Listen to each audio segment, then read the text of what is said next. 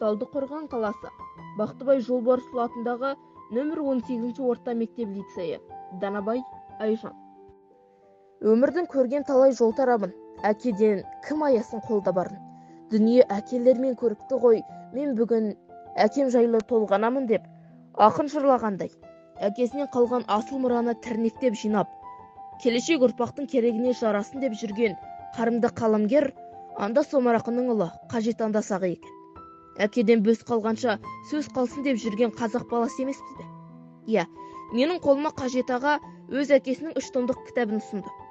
Кітап құмар, жазуға әуес, өлеңге жақын қазақтың қыздарының бірімен бірден бұл жауһарды оқуға кірістім. 1 том тарих талғауында деп аталады. Андасаға бейне бір сенімен бетке-бет сырласып отырғандай сезім қалдырады екен. Қарапайым тіл, түсінікті ой. Осы айдар тағылған 4 бөлімнен тұратын кітап қалың көпшілікке арналыпты. Күнес ауданында өмір сүрген қазақ ұлтының тарихы мен талғамын танудағы тереңдігімен құнды.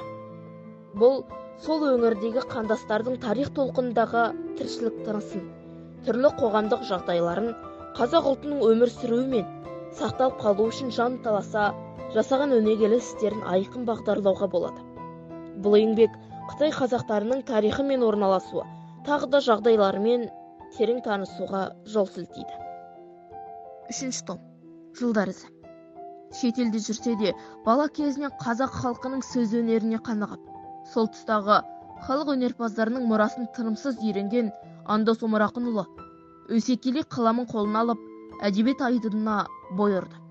Бұл жинақта ақынның жас кезінде жазып, тығып сақтаған өлеңдері мен кейінгі кезде жазылған өлеңдері енгізілген екен. Мен 3 томды да оқып шыққан соң, Қажет ағадай ұлы бар, анда Сомар ақынның да арманы жоғау деген ой түйдім. Иә, әкеден ұл туса игі, әке жолын қуса игі. Кітабыңыздан көп ой түйдім аға. Ғұмырыма үлкен азық болатынына сенемін.